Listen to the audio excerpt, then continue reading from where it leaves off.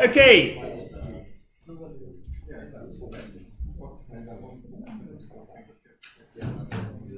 Usually when I say okay like that, that means shut up and listen. Thank you. Okay, so thank you for coming. I was kind of slightly worried no one was going to turn up. Just to make it sure, we're all here for the Game Jam intro. Good. So my name's Sean. You probably haven't seen me before, and maybe that email was the first time you heard of me. So I'm a lecturer. I lecture mainly in third year at the moment. So if you last that long, then maybe you can look forward to being lectured by me. So I'm going to start. It's going to be a bit disjointed. A couple of things. I'm streaming this to YouTube, and this will all be on my YouTube channel. If you just search for my name on YouTube, you will find it. So it will be archived, and that means that you can come back and look at this stuff. So the presentation that I'm doing today, if you go to extracurricular activities on Blackboard, so there's a page on Blackboard that everyone has access to, regardless of what you're enrolled on, that says computer science general information, so student information. And then there's a folder, extracurricular activities. If you go in there, it says Game Jams, and there's a video there of a game jam that someone did, or an entry for a game jam from last year, which was not using PyGame. I don't know what they used actually. I think they used Unity. But probably more importantly is the link to this presentation.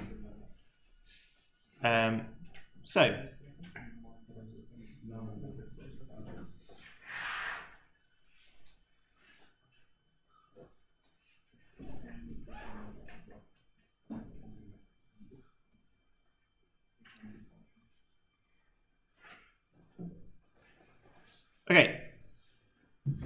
So what is this? So I'm running this along with Elena. Have you met Elena?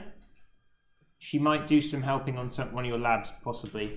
And there are 2 Twitter handles. The reason that we do this, guys, look, I'm talking. There will be a chance for you to talk to each other in a moment. For now, listen, right? So there's a few reasons we run this. Firstly, we want to try and give those of you who are finding the Python a bit easy something to stretch you, which this totally is. And the reason that me and Elena are kind of interested is, so I own a games development company, which is doing pretty well for itself. And I obviously like game design, I like making games, and I want more people to do that. And Elena, she is interested in games research.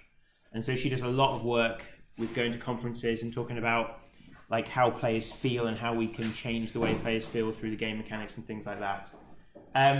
So it's a PyGame Jam. So I want you to use Python. But what's a game jam anyway?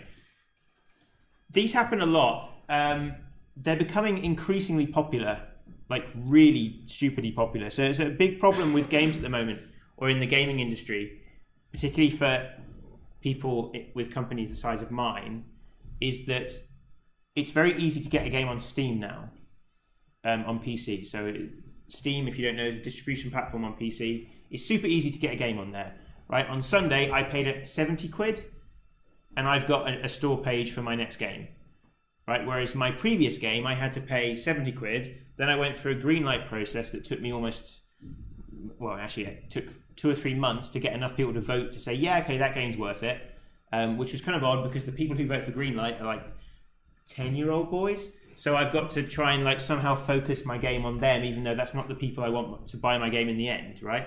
This is kind of better, I think. But lots of games are coming out, so it's really hard to stand out. And so game jams tend to be a way of people getting their name out there. And if you're interested in making games long term, I would really recommend not only doing game jams that we run here, but also doing game jams outside of the university, looking at what game jams are being run by other people and doing those. So a game jam is when a bunch of people make a game based on a theme in a limited time period. Lots of people then play it, so people play each other's games, comment on them, rate them, and share them. And so I've put some links to some videos there of different kinds of game jam stuff.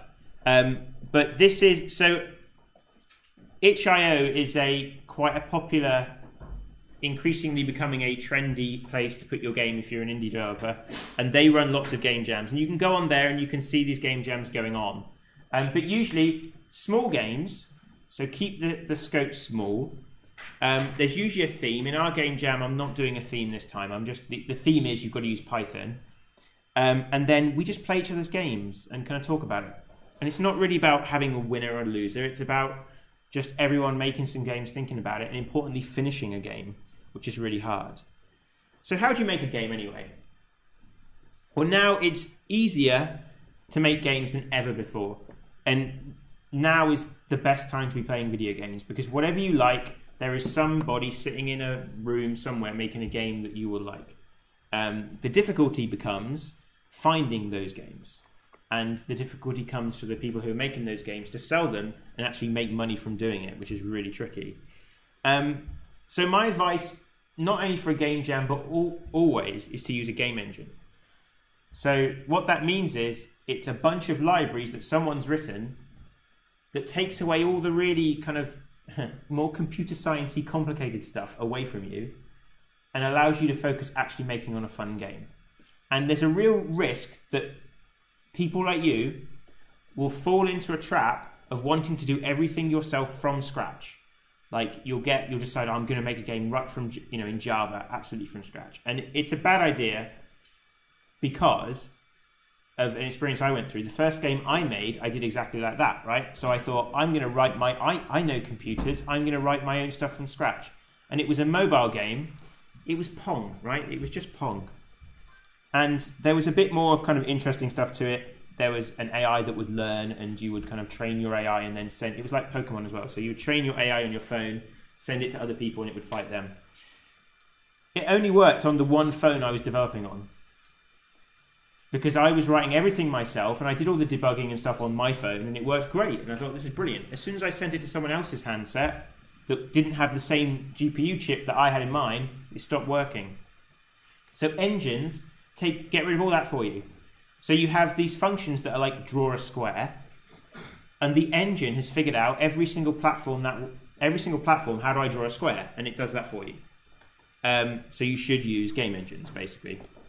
You can learn a lot from making game engines, and you can learn a lot of good habits, but like if you just want to make a game and finish it, use a game engine.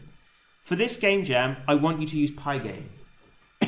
That's specifically because we want this to be like, this is supposed to be a kind of extension thing, so this is optional. You don't have to do this, obviously. Hopefully everyone realized that. I know it kind of went down in your timetable, but this is meant to be like an optional thing.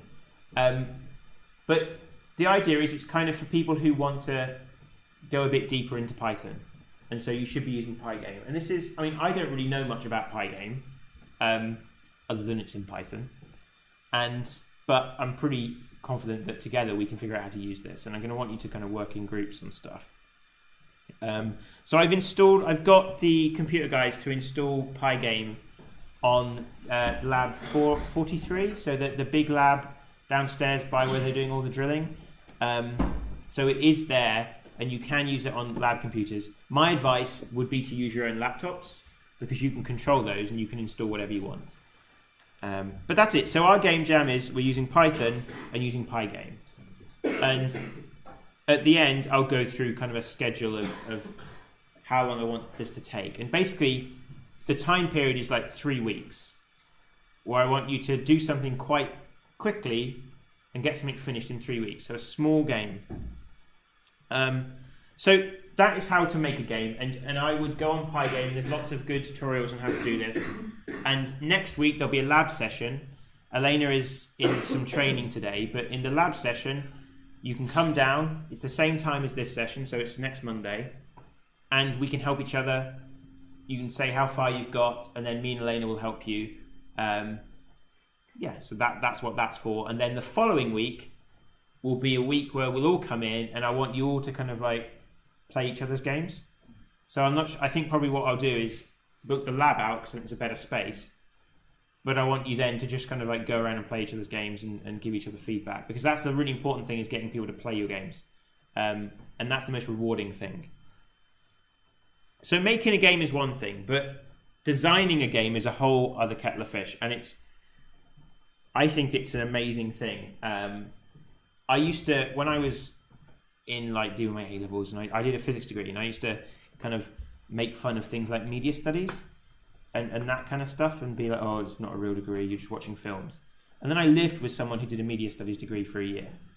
And actually, there is a lot of art and really good craftsmanship in all this stuff. In playing a game like The Witness, where you feel like Jonathan Blow, the game designer for that game, is in your head and knows what you're thinking moment by moment. And that's really kind of powerful game design, is actually doing something like predicting a player's behavior and then either changing things, either subverting them, thinking something like Metal Gear Solid, where they would make you think one thing and then actually go in a completely different direction, or using that to kind of something like Portal, which is crafted in such a perfect way that you always get to a point where you think, I can't solve this puzzle the second before you solve it. And that's not accidental. That is very, very hard work and lots of play testing and specific things. So this is more important, really. This, like, if anyone struggles with PyGame, like if you want to show a game that you've made on paper, that is just as valid, right? So that's as important. And I want you to spend a lot of time just designing stuff on paper. So one way to do this is to start actually playing games like a designer, which means when you play games, you start to think about what's going on in the games. And the example, like when I did these slides last year, I was playing Breath of the Wild. Has anyone played the new Zelda? Okay, so there's a point. The world is so huge, I don't even know where to start to say where this is. But yeah, I'm not going to. So there's a stable. There's like a stable, and then there's a bridge that goes to kind of like the big castle in the center. And I was walking along it, and I saw a few barrels and a bunch of fruit just sitting there. And I thought, oh, I wonder if I shoot those barrels, like I'll get something cool. And I shot the barrels and they exploded and nothing happened. And I was like, well, what was the point of those barrels? And then I walked a little bit closer and realized that the fruit was cooked. So in Zelda, there's a whole system of cooking food. So you get raw ingredients, you mix them together and you cook them and you get food. And you eat the food and you get like some kind of buff, or you get health. Now, what they'd done, those barrels weren't just randomly there. They'd put two barrels next to some fruit, and they said, everyone shoots a red barrel, right? If you see a red barrel, you're going to shoot it to make it blow up. It blew up, and then it cooked the fruit. And that taught me that fire plus like raw food equals cooked food. Without a little pop-up saying, Link, if you take food and cook, if you take food and do this, then it will be cooked. Okay, they taught it through the game design. And that's the kind of thing where, like, you should be playing games thinking, how are they teaching me this stuff? Like, how are they teaching you things without just saying, oh, if you push A, this happens? Like Mario, if anyone, the new Mario is like a masterclass in game design. There's some very, very clever things going on in that game, and definitely worth your while playing through it and thinking about it. Very much this idea of rewarding exploration, which I'll talk about in a minute. So first, something to keep, like this times 10. Okay, keep your game idea small. 3 weeks isn't long, so it needs to be a simple game that you can finish. And that's what's the key thing about game jams is that to make that the case. Think of a thing called a gameplay loop. So a gameplay loop is kind of the loop that you go through as the player, which is, there's some interesting theory in like meditation and trances to do with this, but this idea that this is you, and you're doing like a bunch of actions that's like a feedback loop, and you find that when you're doing something that loops like that, you kind of get into this state of flow, which is where you forget how much time is passing and you're just playing this game. So in Zelda, the thing it would be is I'd run around exploring. Oh, well, in fact, what it is I've got an objective. Okay, I've got this overarching objective. I want to get to this divine beast or whatever, which is just a point on the map, right? If you haven't played Zelda, it's just a point on the map I need to get to. So I start walking there. Oh, that looks interesting. And then I go and do something. Like maybe it's a shrine, maybe I get something, I do something, I get a reward, and then I think, oh, what was I doing? Okay, I was walking to that divine beast. I start walking. Oh, that looks interesting over there. I'm going to stop and look at that. Okay, and then you get something for it, and again, then you, oh, right, divine beast, I'm going to go this time. And then you walk for a bit, and then you say, oh, that looks interesting. And so that's the loop of Zelda. The loop of Zelda is walk a little bit, see something interesting, and get a reward. And they did some very, very, very clever design in the world design of Zelda, where they were looking at how theme parks are designed. So theme parks, when you walk into a theme park, they have very clever design behind like your sight lines, so where you see. And they always tried to make it so that wherever you looked in Zelda, there was something off in the corner. Okay, it's not accidental. It's very clever design. So if you're interested in this stuff, and I think it's really interesting, you end up, if you like real games and really good games, will have all these kind of extra cycles going on as well. So you have like cycles within cycles within cycles, and the more of these you have, the better the player feels. They always feel that something's going on. But yeah, so if you're interested, and you should be, if you search for GDC on YouTube, that's the Games Developer Conference, and they put some of their talks online for free, and it's interesting because you have people like Sid Meier, who did Civilization Games, giving a talk, or like a guy from Vlambeer, who is like a small indie game studio, giving a talk, and so you can see the different approaches there. So something to think about when you're designing your game is this idea of Bartle's taxonomy of player types, which is, to be honest, largely been kind of like disproven, and there's a better scheme, but it's like an interesting tool. So when you're designing a game, your goal is to make the player have fun, right? Or enjoy something, or want to play your game. And you can roughly split up your players, gamers, into 4 groups: killers, achievers, socializers, and explorers. So achievers are people who prefer to gain points, levels, equipment, or other measurements of succeeding. So achievers are going to like Destiny, and they're going to be grinding engrams and trying to get better loot and looking for purples and all this stuff. Or they might like a game like Cookie Clicker. I don't know if anyone has heard of Cookie Clicker. Okay, so Cookie Clicker is this. There's a really weird style of game, if you haven't seen it, called idle games or incremental games, which they've taken the idea of a game like Diablo, like a loot-driven game where you're trying to level up, and taken the game out completely. So all you're doing is clicking buttons that make numbers go up, and then eventually when you've got enough numbers, you can pay for things that make the numbers go up faster. And that's really for achievers. So achievers just like, they're waiting for a ding, they're waiting for some kind of feedback. The kind of people who would prestige on Call of Duty, right? Because I got to top level and now I'm bored because I've got no numbers going up. Explorers, people who like discovering areas or creating maps. I mean, something you guys might not have ever done, but I did when I was playing games as a kid, was drawing maps of worlds because there wasn't a map in the game. Right? Getting graph paper and actually trying to draw where I am in the world because I need to remember where to go. Or discovering things. So this is what, like, Mario is like, the new Mario game is so hugely built for explorers. And me personally, that is the kind of, I fit into this category myself. And yeah, like, it's really compact, and everywhere you look, you can see something slightly out of place. And if you go and actually look at it, there's always something there rewarding you.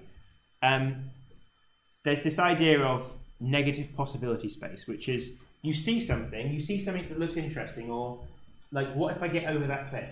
And if you get over that cliff and there's nothing there, the game designer did a bad job, because you put all that effort into, like, you know, on Skyrim, if you hop up a hill, or, you know, you do all this kind of crazy jumping to get up a hill and there's nothing there, you feel let down. Whereas Mario really rewards you for doing that. So if you find, like, if you see a corner and you go around it, there's always something there, which is insane that they managed to do that.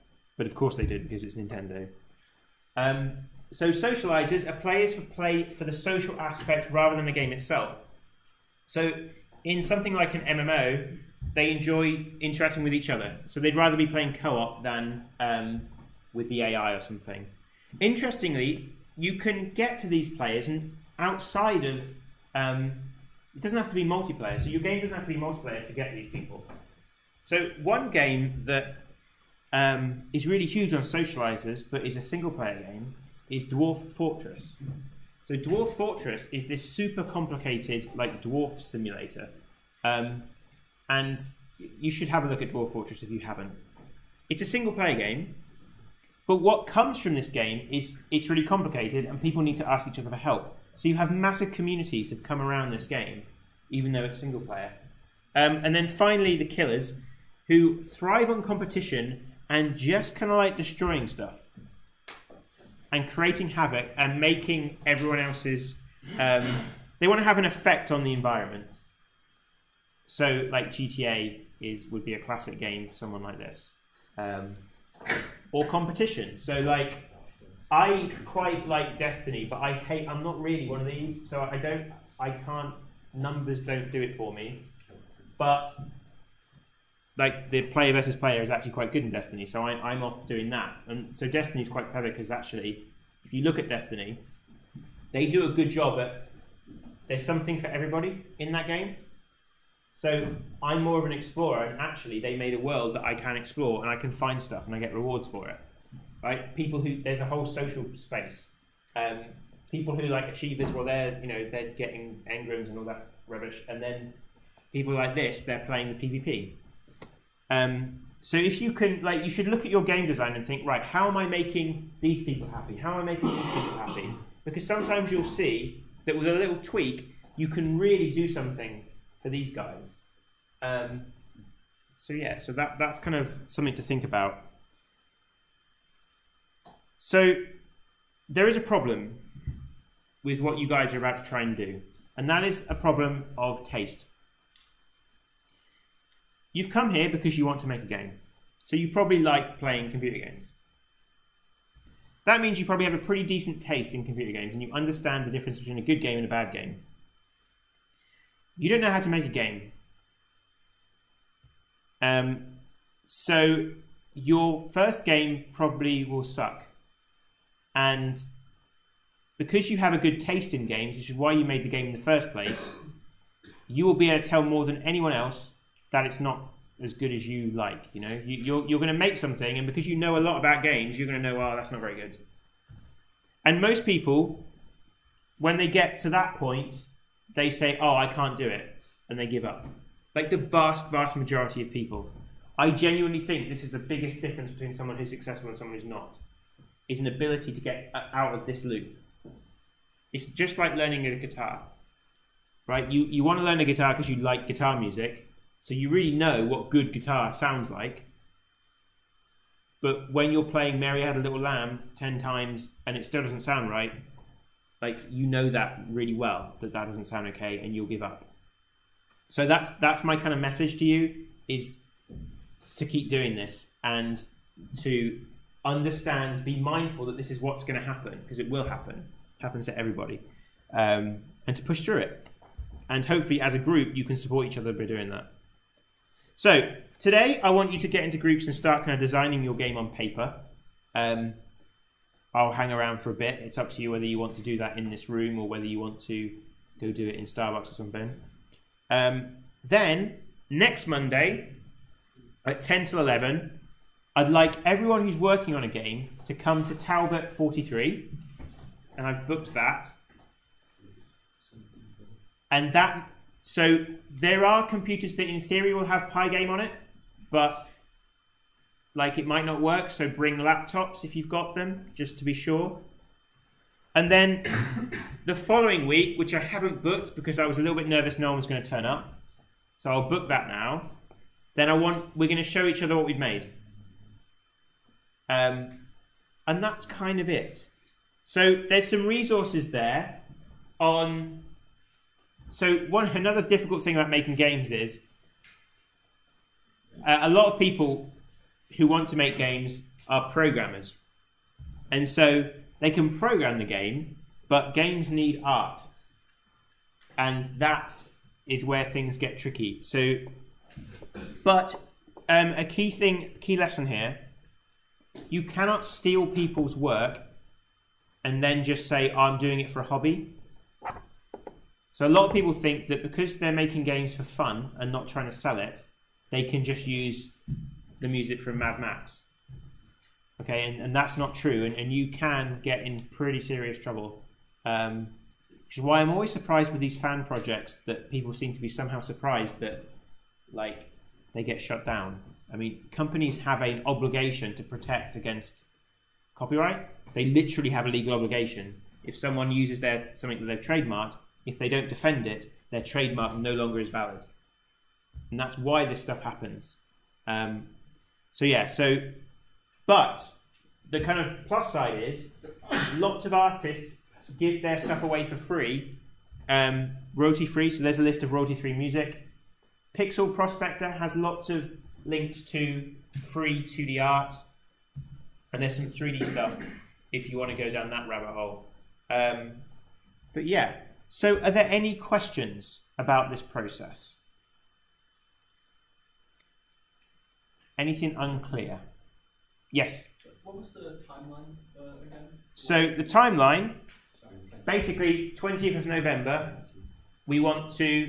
I'd like for you to come in and show everyone what you're doing. And usually with game jams, what ends up happening is that people don't often have a finished product. And there are a lot of game jam games that have gone on to become full-fledged games that have then done well. Because what will happen is you'll make your game jam game, and really that's just going to be a prototype. Then you're going to get lots of people to play it and give you feedback. And if the vibe you get is quite positive, then it's definitely worth working on it some more, and you've got all this feedback to then use going forward. I don't want you to feel pressured by this timeline or feel like this should be fun. This is something you should be doing for fun in your spare time, right? So it's completely optional, but I just want to get you guys thinking about it in your first year, and then maybe if you keep making games throughout your degree, particularly my biggest regret was not spending the summers between my years at university